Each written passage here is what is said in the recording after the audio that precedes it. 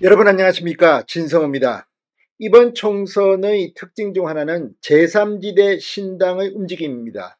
이준석 전 국민의힘 대표가 탈당해서 신당 창당을 선언했을 때만 하더라도 이준석 신당은 상당히 지지율이 높게 나왔습니다. 그런데 지금 그 지지율은 온데간데 없고 계속해서 기대 이하의 지지율이 나오고 있습니다. 이낙연 신당 역시 마찬가지입니다. 새로운 미래, 지금 민주당의 탈당 의원들과 손을 잡고 뭔가를 도모하려 하지만 이낙연의 새로운 미래로 올 것 같지 않습니다.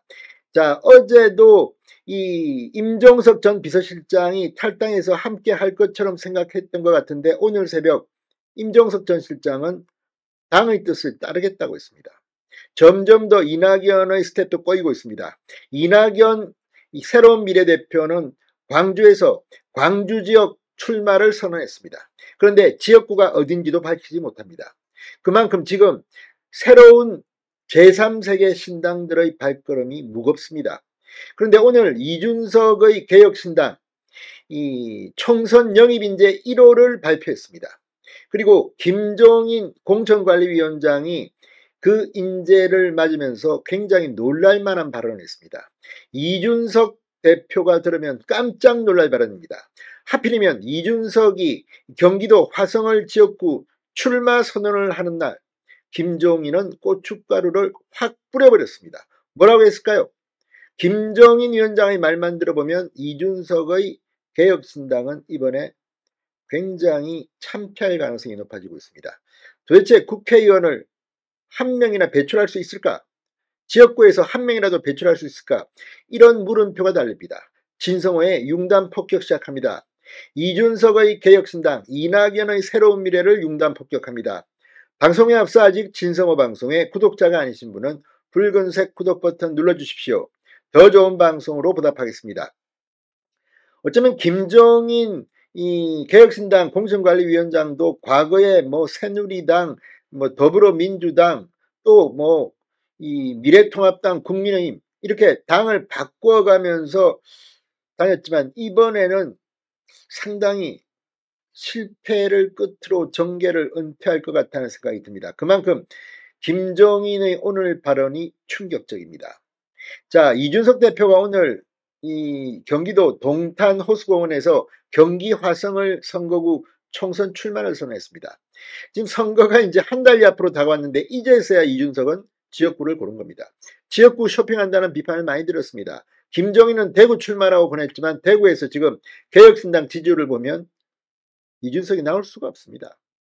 아무튼 이래저래 뭐 서울 양천 갑이 어떻고 뭐 경기도가 어떻고 세종이 어떻고 하면서 여러 군데 지역구 쇼핑을 하다가 결국 경기도 이 평택 이 화성을입니다. 경기도 화성을을 선택한 이유는 아마도 유권자 평균 연령이 전국에서 가장 나이가 어리다, 낮다, 젊다 이런 이유로 보입니다만 아무튼 지금 가서 무슨 지역구 선거운동을 합니까? 자, 국민의힘 한동훈 비대위원장에 대한 열등감만 가득 찬 것 같습니다. 이준석 이 개혁신당 대표는 오늘 만약 경기 남부에서 선거를 진심을 다해서 치러볼 생각이 있다면 지금 바쁘시겠지만 할 일 다 하고 여기에 나오라고 했습니다. 그러니까 한동훈 위원장 보고 이 경기도 화성을 출마라는 건데 얼마나 오만합니까? 지금 한동훈 위원장은 이번 총선 불출마를 선언한 지 꽤 오래됐습니다. 이걸 보면 이준석은 상당히 초조한 모양입니다. 자, 오늘 이준석 대표의 출정식은 사람들이 그렇게 많이 보이지 않았습니다. 국민의힘 대표실을 생각하면 정말 정치의 이 냉정함을 오늘 겪었을 것으로 보입니다.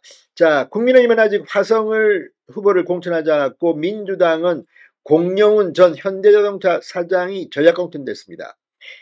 이준석 대표는 반도체 중심지인 경기 남부에서 미래과학 인재를 배출하기 위해 화성을 최고 수준의 교육도시로 만들겠다고 약속했습니다.